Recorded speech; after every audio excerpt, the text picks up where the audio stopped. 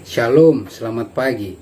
Terpujilah Tuhan Allah yang maha baik, yang terus menjaga, memelihara kita, sehingga dengan seizin Tuhan, pagi hari ini kita dapat berjumpa kembali dalam renungan pagi bersama yang diambil dari buku Maranatha Tuhan Datang, yang ditulis oleh hamba Tuhan, Nyonya Ellen G. White.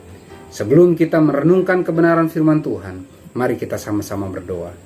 Ya Tuhan Allah Bapa kami yang bersemayam dalam tata surga, berbicaralah ya Tuhan, karena kami telah siap untuk mendengarkan. Dalam nama Yesus kami berdoa, amin. Pekabaran firman Tuhan pada pagi hari ini berjudul, Hukum Hari Minggu Diserukan.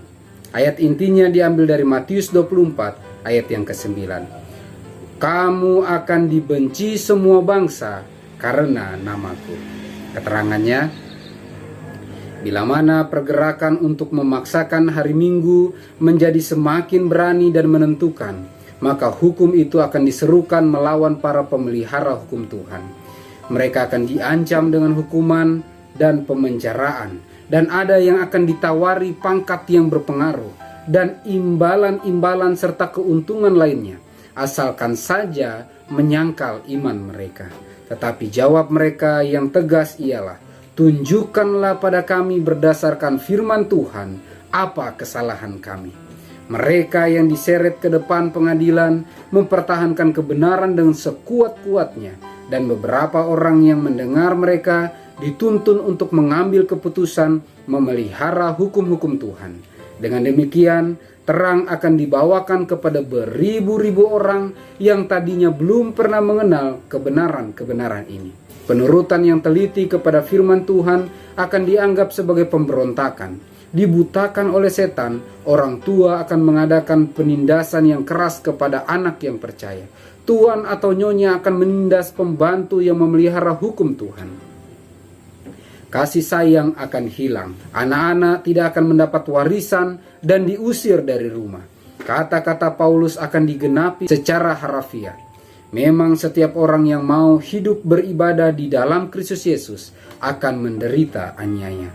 2 Timotius 3 ayat yang ke-12.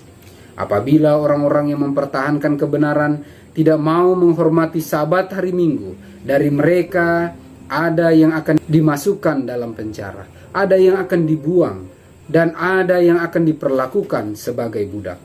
Pada masa penganiayaan ini, iman hamba-hamba Tuhan akan diuji. Dengan setia mereka telah memberikan amaran, hanya berharap pada Tuhan dan firman-Nya saja. Roh Tuhan yang bekerja di dalam hati mereka mendesak mereka untuk berbicara. Namun bila mana angin taufan perlawanan dan teguran dikenakan kepada mereka, ada orang yang akan dipenuhi dengan perasaan takut dan siap mengatakan, sekiranya kami mengetahui lebih dahulu akibat perkataan kami, maka kami akan menjaga kedamaian kami. Mereka terkurung di dalam kesukaran. Setan menganiaya mereka dengan pencobaan yang kejam. Pekerjaan yang mereka telah terima untuk dilakukan tampaknya jauh dari kesanggupan mereka untuk menyelesaikannya. Mereka diancam dengan kebinasaan.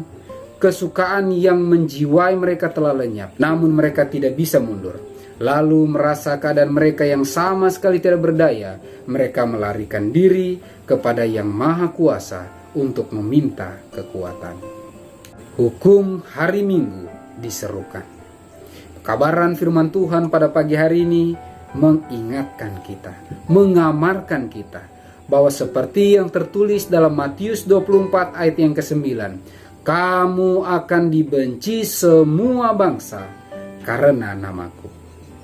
Umat-umat Tuhan, kita semuanya akan mengalami kondisi yang sulit, krisis, bahkan penganiayaan, bahkan perlakuan-perlakuan yang tidak adil akan diterima oleh umat-umat Tuhan.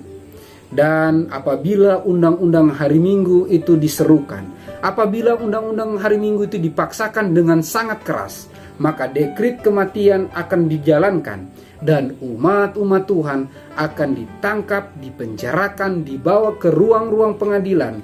Dan di sanalah pekabaran firman Tuhan pada pagi hari ini mengatakan, umat-umat Tuhan akan didorong dengan keberanian yang hebat oleh tuntunan kuasa Roh Kudus Tuhan untuk menyampaikan kebenaran, untuk menyatakan, tunjukkanlah kesalahan kami berdasarkan firman Tuhan.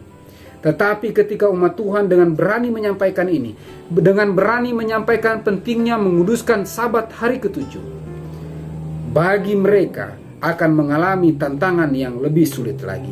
Tetapi di sisi lain akan ada umat-umat yang belum pernah mendengarkan pekabaran ini, akan disadarkan, akan ditobatkan, dan mereka akan bergabung dalam barisan umat Tuhan, bersedia menghadapi apapun yang dunia memberikan, asalkan tetap setia kepada Tuhan.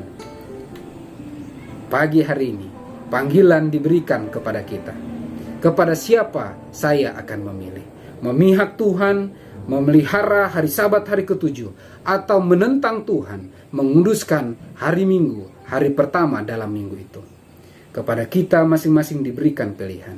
Bagi umat-umat Tuhan, walau apapun yang akan dihadapi, duka cita, aniaya, bahkan ancaman kematian sekalipun, umat Tuhan yang setia akan berdiri teguh mempertahankan iman, sehingga dengan pertolongan Tuhan saja, walaupun kematian harus dihadapi, akan tetap setia menjadi juru kabar Tuhan, menyampaikan kebenaran firman Tuhan, bahkan taat sampai mati, seperti yang juru selamat kita telah lakukan. Semoga Tuhan menyanggupkan kita untuk setia hingga akhir, sampai Yesus datang menjemput kita. Mari kita sama-sama berdoa. Terpujilah Tuhan Allah kami yang bersemayam dalam tata surga. Pekabaran firman Tuhan yang telah kami renungkan pada pagi hari ini mengamarkan kami, memberikan kepada kami pilihan untuk memilih berada di pihak Tuhan dengan menguduskan Sabat hari ketujuh, mengikuti, menuruti hukum-hukum Allah, dan terus beriman kepada Tuhan kami Yesus Kristus, atau memilih berada di pihak lain dengan segala jaminan yang dunia mau tawarkan.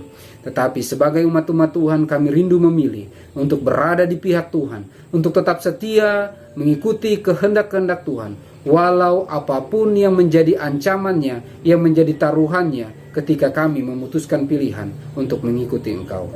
Karena kami percaya ketika kami memilih mengikut Engkau, Engkau akan menguatkan, meneguhkan, dan terus memampukan kami untuk menjadi alat Tuhan, menuntun jiwa-jiwa, dan dengan pertolongan Tuhan, kami akan melayani Tuhan dengan lebih giat lagi sesuai dengan porsi kami masing-masing. Sehingga apabila saatnya tiba, kami semua akan melihat indahnya pertemuan dengan juru selamat kami, Tuhan kami Yesus Kristus, ketika Engkau datang di kali yang kedua. Tuhan, terima kasih banyak jaminan keselamatan yang Kau janjikan bagi kami. Terima kasih banyak pengharapan indah yang Kau berikan bagi kami. Bantu kami walau apapun yang kami alami di dunia ini, sakit, penyakit, duka cita, atau perjuangan iman apapun yang kami sedang rasakan. Bantu kami untuk terus berharap dan terus mengandalkan Engkau. Terpujilah nama-Mu ya Tuhan. Jadilah menurut apa yang Kau pandang baik, bukan kehendak kami, karena kami berdoa dan berserah hanya dalam nama Yesus yang adalah Tuhan dan Juru Selamat kami. Amin. Maranatha, Tuhan datang. Tuhan Yesus memberkati.